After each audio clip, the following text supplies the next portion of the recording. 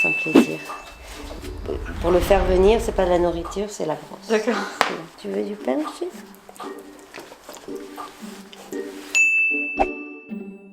Salut les rêveurs. Alors aujourd'hui dans ce nouvel épisode, on continue notre découverte de la région en vous emmenant cette fois-ci dans un endroit très spécial pour vous parler d'un sujet qui nous tient vraiment très à cœur, les animaux. Léon nous fait d'ailleurs l'honneur d'être ici pour en attester. Pour ceux qui nous suivent déjà depuis un petit moment, vous savez qu'il y a maintenant quelques années, par amour des animaux, par éthique et par souci de l'environnement, que nous avons changé notre vie et notre vision du monde pour nous tourner vers une alimentation végétale. Et c'est pourquoi aujourd'hui nous avons décidé de vous emmener à la découverte du sanctuaire Safe, qui a pour vocation première de recueillir des animaux de ferme.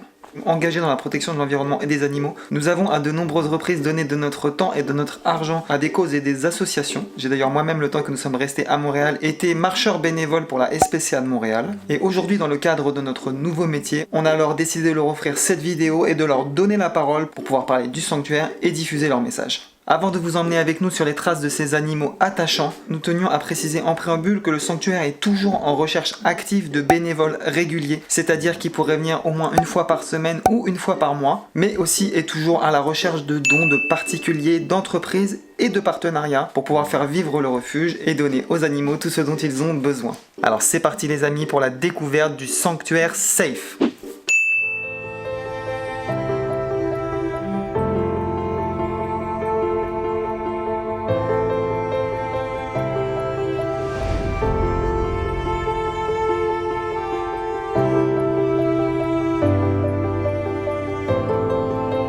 Je m'appelle Catherine Gagneux, je suis donc la fondatrice de Safe, sanctuaire pour animaux de ferme de l'Estrie. Nous sommes à Mansonville, dans les cantons de l'Est.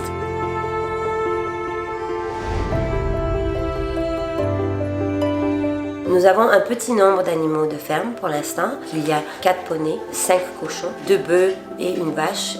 La vache est enceinte, donc c'était une petite surprise. 3 chèvres, un bouc très spécial, Philippe, et une brebis. Pour l'instant, nous n'avons pas de petits animaux parce qu'on a beaucoup de coyotes, on a des hermines, des furets.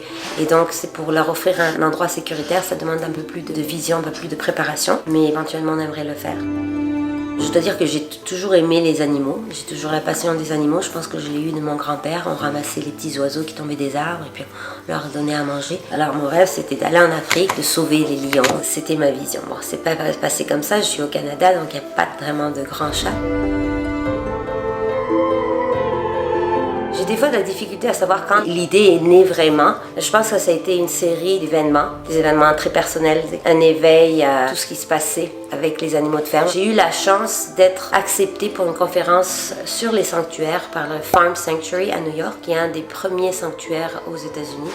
Je suis aussi tombée sur un livre en anglais qui s'appelle Gentle Barn, qui est une femme aux États-Unis qui a débuté un sanctuaire sur un demi-acre dans sa maison. Elle a commencé à sauver une chèvre et qui a maintenant 3 sanctuaires. Elle m'avait vraiment inspirée. Et j'ai aussi appris en faisant toutes ces recherches que dans le monde des animaux de ferme, il n'y avait pas de loi, il n'y a pas de règles, il n'y a pas de route à suivre. À un moment donné, j'ai peut-être eu un petit doute en me disant « Mais pour qui te prends-tu pour pouvoir sauver des animaux de ferme sans expérience quelconque ?» Mais ça n'a pas duré longtemps parce que j'ai tout de suite compris que j'avais juste besoin de les aimer, de leur donner les soins nécessaires. Et j'ai aussi appris qu'il fallait que je m'adapte et que j'apprenne avec les erreurs. On apprend de nos erreurs.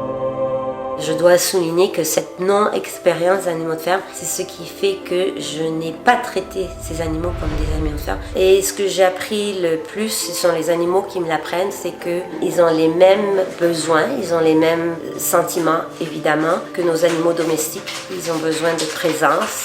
Ils aiment la présence humaine, ils veulent être près de la maison, ils ont besoin d'amour, ils ont besoin d'affection. Quand on dit il faut parler pour les animaux, mais ils nous parlent, il faut simplement apprendre à les écouter.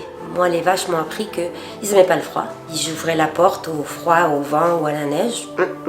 Ils faisaient demi-tour. Et ça, c'est tous les animaux qui me montrent ça.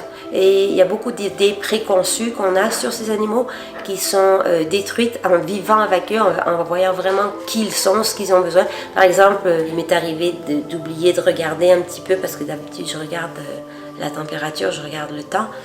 Et j'entendais un meuglement de ma chambre. Et puis, c'est Calvin qui était venu sous la fenêtre pour me dire « Hey, on veut rentrer ».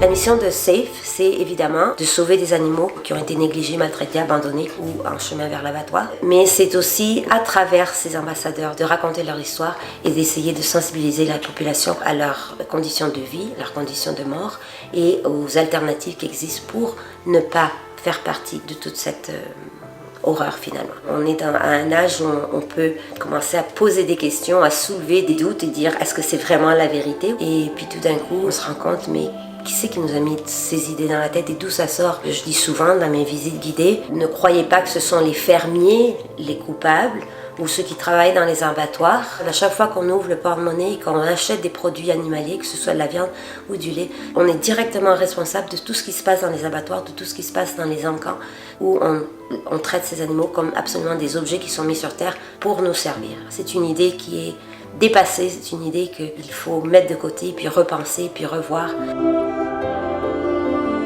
Pour avancer, pour offrir asile à d'autres animaux, le terrain invite à l'agrandissement évidemment, mais cet agrandissement on a besoin de fonds, pouvoir non seulement s'occuper des animaux que nous avons, mais pouvoir en accueillir d'autres éventuellement. On a le statut de charité depuis le 2 octobre 2018, donc on espère pouvoir avoir des dons de personnes ou de compagnies, mais les bénévoles sont tout aussi importants que les fonds parce que les bénévoles sont notre plus grand trésor, ce qui soutient le sanctuaire. Je sais que je n'irai pas très loin sans eux. Ce sont eux qui s'occupent des travaux à faire tous les jours, de les nourrir aussi, et qui me permettent d'avoir un petit peu de temps et d'énergie pour pouvoir aller chercher ce qu'il faut pour faire vivre SAFE et pour faire éventuellement le faire grandir.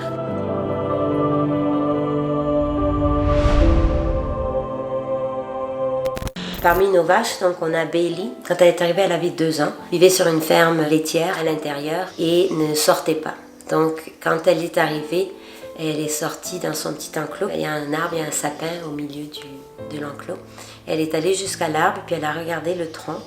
Elle a levé la tête jusqu'en haut. Et c'était très clair que c'était la première fois qu'elle voyait un arbre. Alors c'était très touchant. Et maintenant, souvent je la retrouve ou je la vois dans les arbres, couchée, bien à l'aise et profiter de la vie. Si t'as aimé cette vidéo, n'hésite surtout pas à mettre un like juste en dessous, à t'abonner à notre chaîne YouTube et à nous suivre sur les réseaux sociaux pour suivre notre aventure au quotidien. Et si c'est pas déjà fait, fonce voir l'épisode précédent.